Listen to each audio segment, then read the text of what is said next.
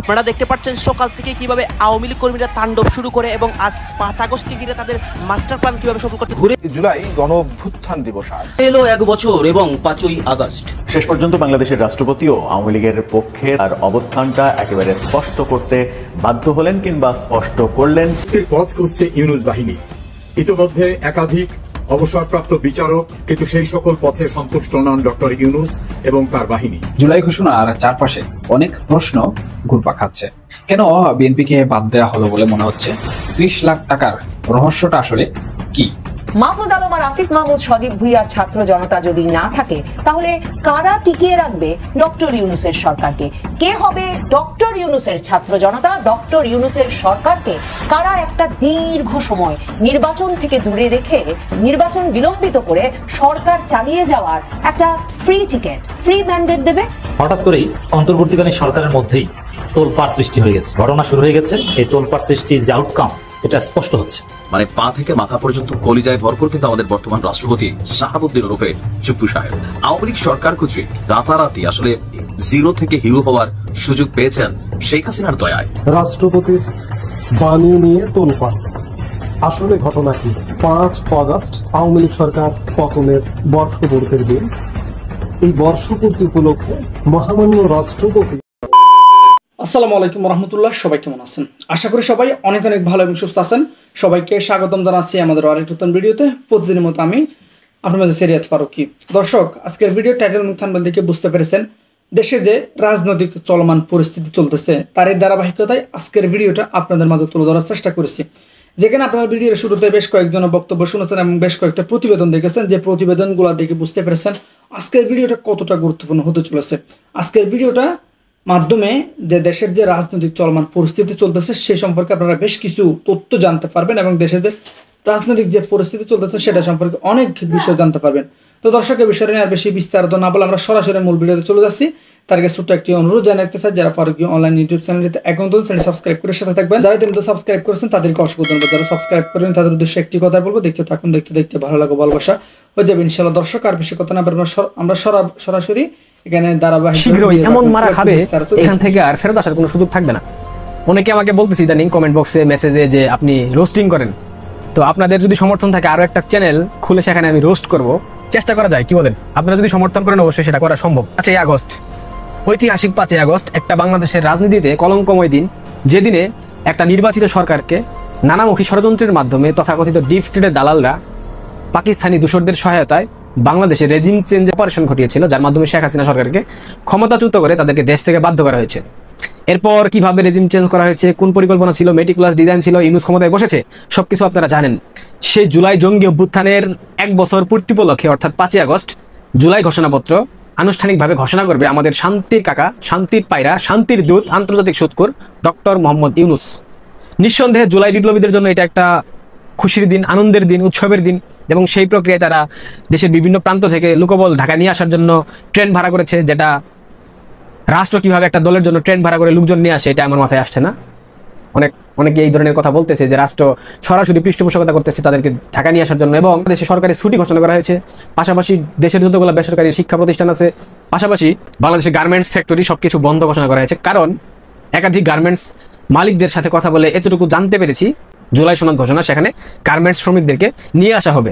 লোকবল দেখাইতে হবে। তো বাংলাদেশের সাধারণ মানুষ তো আর আসছে না, ওই ভাড়াই খাটা যারা পায়ে যোদ্ধা তারা সারা তো আসলে কেউ আসবে না। জামাতে তথাকথিত পায়ে যোদ্ধারা আসবে, আর এই গার্মেন্টস শ্রমিকদেরকে যদি আপনি 500-1000 টাকা দেন এবং দুপুরে 1 প্যাকেট বিরিয়ানির প্যাকেট দেন, তারা নিঃসন্দেহে চলে আসবে।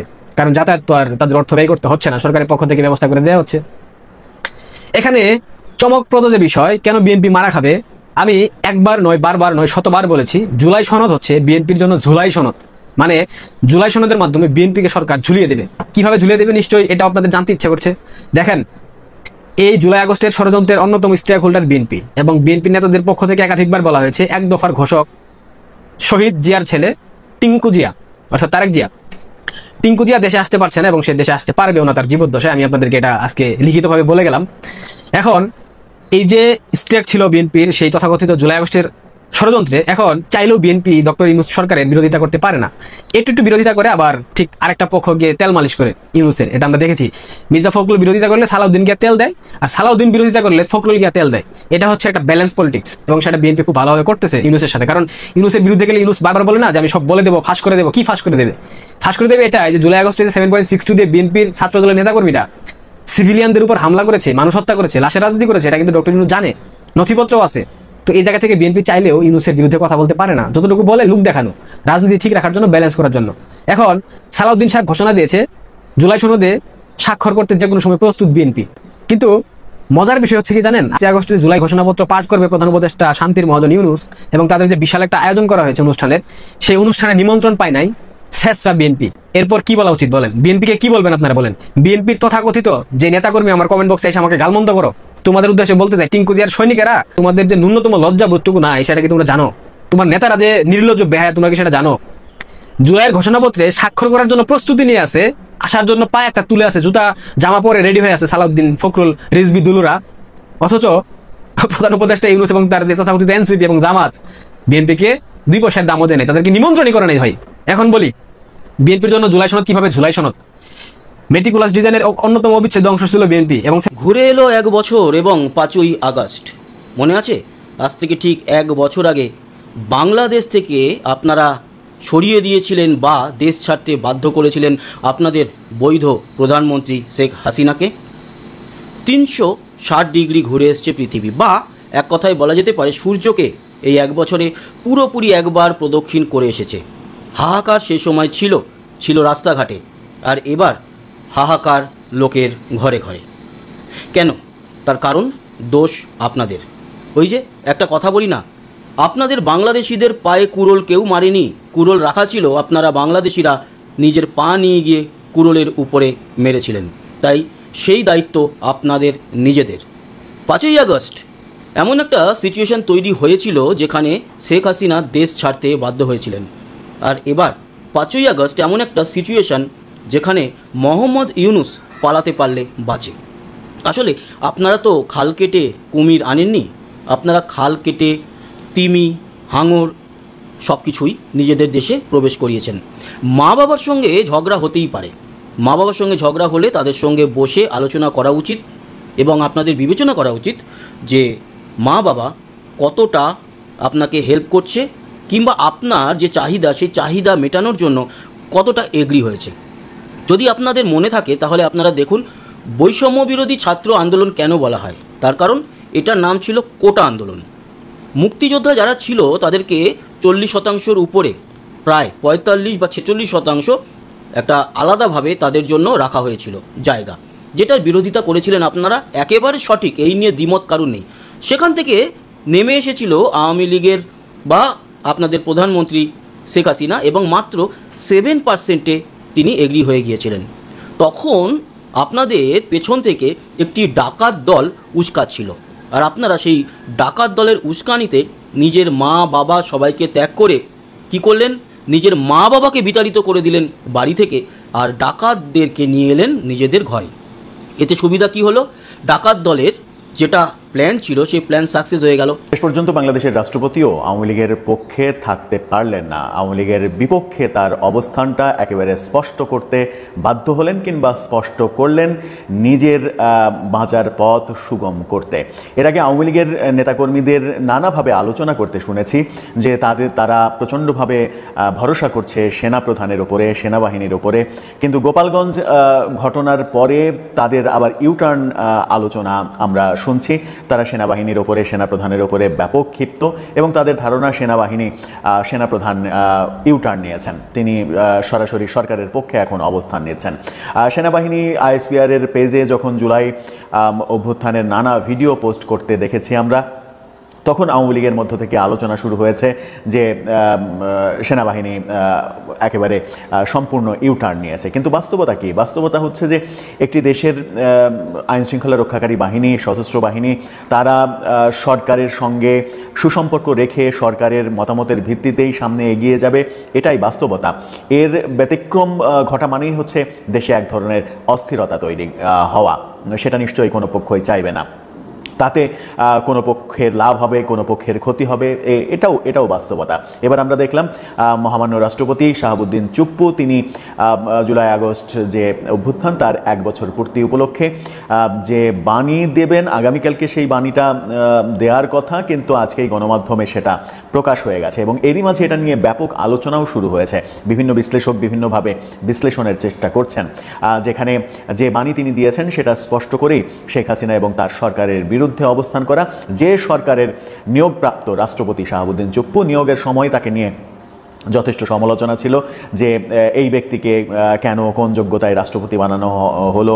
শুধুমাত্র শেখ হাসিনার ওপরে অগাধ আস্থা কিংবা শেখ হাসিনা তার উপরে অন্ধবিশ্বাস, সেই কারণেই এক ধরনের একেবারে যা বলবো তাই শোনে যেন সেরকম একজন ব্যক্তিকে রাষ্ট্রপতি নিয়োগ দেওয়া হয়েছে, নাকি যোগ্যতার বিচার করা হয়েছে, ওজন বিচার করা হয়েছে, এরকম নানা সমালোচনা হতে দেখেছি আমরা। শেখ হাসিনা সরকার পতনের পরে রাষ্ট্রপতিকে সরিয়ে দেওয়ার নানা উদ্যোগও আমরা দেখেছি, কিন্তু শেষ পর্যন্ত সংবিধানের কারণে সংবিধান সমুন্নত করতে রাখতে সংবিধানের যেন শূন্যতা তৈরি না হয়, সেই কারণে রাষ্ট্রপতিকে সরিয়ে দিতে পারেনি এই সরকার। এবার মনে হচ্ছে যে সরকারের সঙ্গে তালে তাল মিলিয়ে রাষ্ট্রপতি বাকি সময় পার করতে চাইছেন। এটা যদি না করতেন তিনি, তাহলে তাকে কি করতে হতো, সেই আলোচনাটা করব এই ভিডিওতে। বলছিলাম রাষ্ট্রপতি একটি বাণী দিবেন, যেটা আনুষ্ঠানিকভাবে ঘোষণার আগেই আজকে গণমাধ্যমে সেটা প্রকাশিত হয়ে গেছে। কিভাবে প্রকাশিত হলো সেটা হয়তো অনেক গবেষণার ব্যাপার, কিংবা যে কোনো কারণেই সরকারের ভেতর থেকেই কেউ হয়তো এটা প্রকাশ করে দিয়েছে যে এটা নিয়ে আলোচনা শুরু হোক, যে রাষ্ট্রপতি এক ধরনের ডিগবাজি খেয়েছেন, এক ধরনের পোল্টি নিয়েছেন আওয়ামী লীগের সঙ্গে, আওয়ামী লীগের শেষ ভরসার জায়গাটাও শেষ হয়ে গেল। এই আলোচনাটা ছড়িয়ে দিতেই হয়তো এই কৌশলটা অবলম্বন করা হতে পারে। কি বললেন তিনি তার বাণীতে, সেখানে বাংলা ট্রিবিউন এটা নিয়ে শিরোনাম করেছে, শিরোনামটা দেখে নিতে পারেন আপনারা। সেখানে বলা হচ্ছে, ফ্যাসিবাদী অপশাসনের বিরুদ্ধে 5 আগস্ট চূড়ান্ত বিজয় রাষ্ট্রপতি মোহাম্মদ শাহাবুদ্দিন আহমেদ। ঐতিহাসিক জুলাই অভ্যুত্থান দিবস মঙ্গলবার, সেই উপলক্ষে ভাষণ দেবেন। সেটাই সেখানে বলা হয়েছে যে ফ্যাসিবাদী অপশাসনের বিরুদ্ধে ছাত্র শ্রমিক জনতা সম্মিলিত প্রতিরোধ গড়ে তোলে 2024 সালের এই দিনে চূড়ান্ত বিজয় অর্জন করে। ঐতিহাসিক এই অর্জনের বর্ষপূর্তি উপলক্ষে আমি দেশের মুক্তিগামী ছাত্র জনতাকে জানাই আন্তর্জাতিক শুভেচ্ছা ও অভিনন্দন। আমার এখনো খেয়াল আছে রাষ্ট্রপতি একটা ভাষণ দিচ্ছিলেন, তো ওই সময় সম্ভবত ঘূর্ণিঝড় বা কোনো কিছু আসছিল, তো পাশ থেকে ওনাকে একজন আর্মি অফিসার বলছিল যে স্যার ঘূর্ণিঝড় আসছে, তো তিনি এতটাই সাহসী হাসতে হাসতে বলছিলেন আমি নিজেই তো সাইক্লোন, তুফান, তারপর হচ্ছে কি জানি সুনামি, আগাগোড়া মানে পা থেকে মাথা পর্যন্ত কলিজায় ভরপুর কিন্তু আমাদের বর্তমান রাষ্ট্রপতি শাহাবুদ্দিন ওরফে চুপ্পু সাহেব। আওয়ামী লীগ সরকার কর্তৃক যিনি মানে একদম রাতারাতি আসলে জিরো থেকে হিরো হওয়ার সুযোগ পেয়েছেন শেখ হাসিনার দয়ায়, তিনি হচ্ছেন আমাদের মাননীয় রাষ্ট্রপতি জনাব শাহাবুদ্দিন চুপ্পু। তো এই যে গত 1 বছর রাষ্ট্রপতি শাহাবুদ্দিন চুপ্পুর উপর ঝড় বয়েছে, সাইক্লোন, টর্নেডো, অনেক কিছু বয়ে গেছে, তবে বিএনপির কারণে কোথাও না কোথাও তিনি কিন্তু তার এই পদটাতে এখনো আসীন আছেন। এই যে বর্তমান পরিস্থিতিতে আগামীকালকে জুলাইয়ের ঘোষণাপত্র প্রকাশিত হতে যাচ্ছে, তো আজকের দিনে এসে আমাদের রাষ্ট্রপতি যে বক্তব্য দিয়েছেন, এই বক্তব্য শুনে আমি 100% শিওর শেখ হাসিনা তিনি নিশ্চয়ই অবাক হয়েছেন, আশ্চর্য হয়েছেন যে হায় রে চুপ্পু, সময় বুঝা তুমিও কথা বলি, স্নেহ করে ডাকে আর কি। যাই হোক, কি এমন বক্তব্য দিচ্ছেন যে শেখ হাসিনার ঘুম প্রায় হারাম করে দিচ্ছেন। রাষ্ট্রপতি শাহাবুদ্দিন চুপ্পু বলছেন, জুলাই গণ অভ্যুত্থান ছিল দীর্ঘদিনের বঞ্চনা, দুঃশাসন, দুর্নীতি, লুটপাট, গুম, খুন, অপহরণ, ভোটাধিকার হরণ সহ সব ধরনের অত্যাচার, নিপীড়নের বিরুদ্ধে তরুণ প্রজন্ম এবং আপামর জনতার ক্ষোভের বিস্ফোরণ। এই প্রত্যেকটা ওয়ার্ড কিন্তু বাস্তব।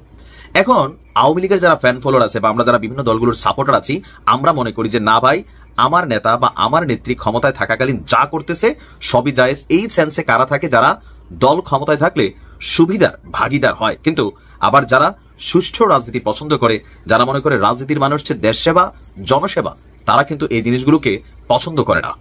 তো রাষ্ট্রপতি চুপ্পুর এই বক্তব্য শেখ হাসিনার যে শাসনামল, সেই শাসনামলের একটা ভয়াবহ চিত্র কিন্তু তুলে ধরেছে। এখন এই ঘটনাগুলো কি বাংলাদেশে ঘটছে? অবশ্যই ঘটছে, ডেফিনেটলি ঘটছে। এখন আপনি আমারে গালি দিতে পারেন, কিন্তু এই কথাগুলোকে অস্বীকার করার সুযোগ নেই।